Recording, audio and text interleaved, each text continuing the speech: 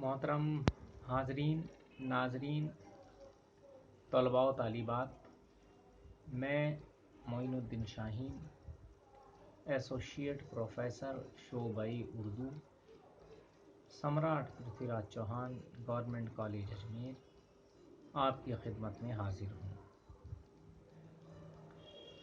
BA part second के paper second में हमने पिछली चंद नशस्तों में मुख्तसर तरीन सवालात किए थे जिनका जवाब एक लाइन में या वन वर्ड में दिया जाता है।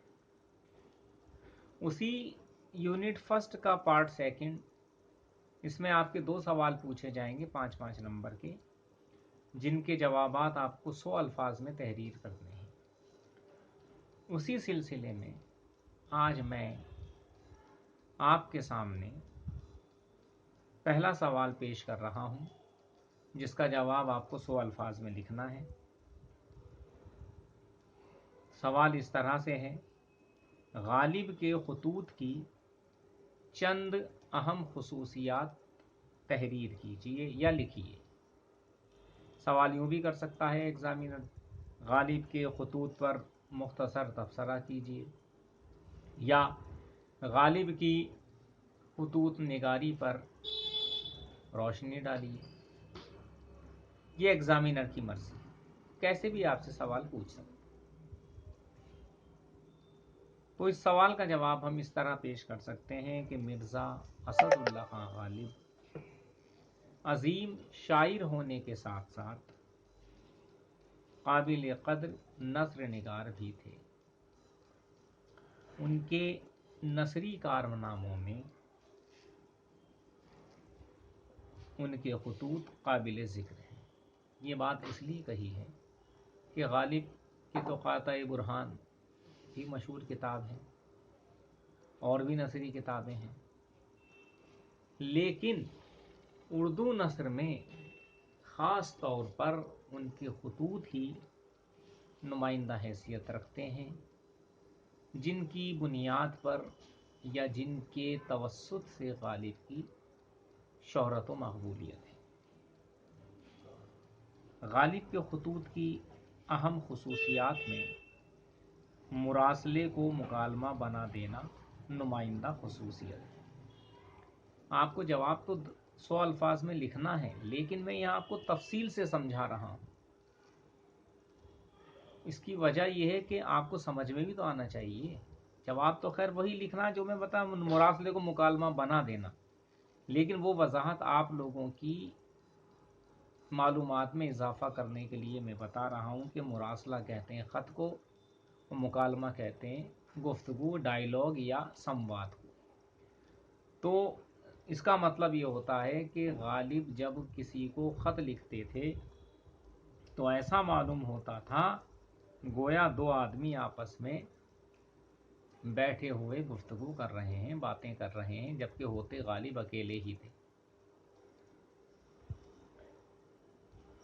उन्होंने दूसरी खूबी, उन्होंने अलकाब व आदाब के फरसूदा तरीक़े को तर्क कर दिया था। अब इसकी भी वजाहत करूं, इम्तहान में तो आपको इतना ही लिखना है कि फरसूदा तरीक़े को तर्क कर दिया था, लेकिन फरसूदा तरीक़ा क्या था ये भी तो मालूम हो। फरसूदा तरीक़ा ये था कि गालिब से पहले जो खतूत लिखे जाते थे उनमें लंबे चौड़े अलकाब व आदाब मौजूद होते थे। हमें पता ही नहीं चलता था कि गालिब क्या कहना चाहते, क्या गालिब से पहले वाले लोग क्या कहना चाहते हैं।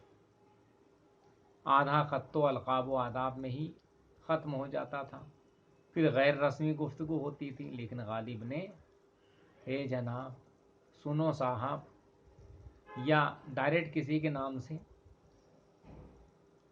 यूसुफ मिर्ज़ा क्यों कर लिखूं तेरा बाप मर गया है, ये ताज़ियती ख़त में लिख रहे हैं।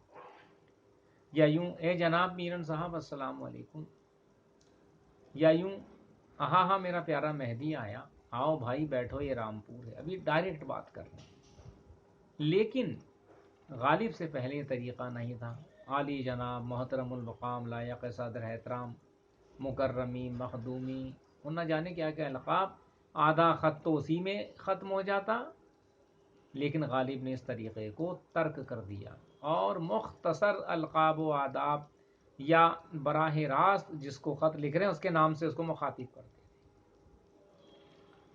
اس کے علاوہ غالب کے خطوط میں بھرپور طنز و مزاح کی کیفیت موجود ہے۔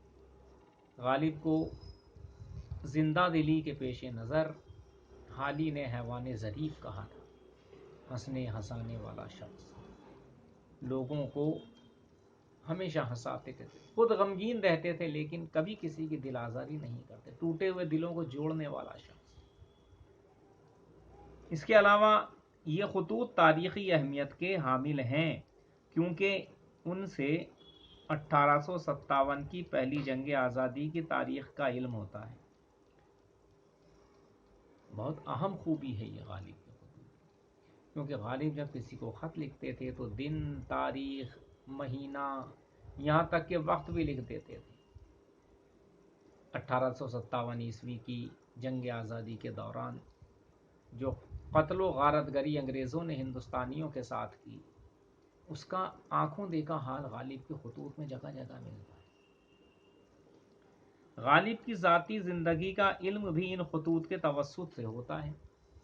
توسط حوالے سے، ذریعے، غالب کی پسند، غالب کی ناپسند، غالب کی کامیابی، غالب کی ناکامی، محرومی اور نہ جانے کیا کیا غالب کو سمجھنے کے لیے ان کے خطوط کا ہمیں سہارا لینا پڑتا ہے۔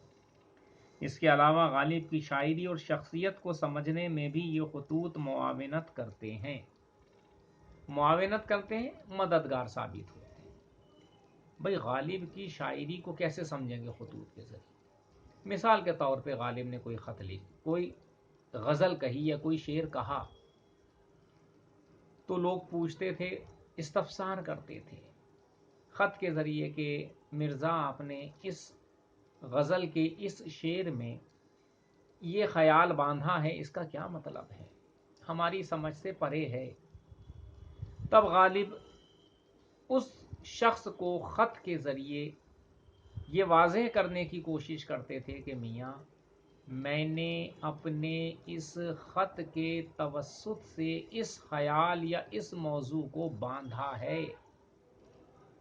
دوسرا، غالب کی شخصیت، ان کی پرسنالٹی کا اندازہ ان خطوط سے ہوتا ہے۔ ان کی ذاتی زندگی کا ایسا کوئی پہلو نہیں ہے جو ان خطوط میں موجود نہ ہو۔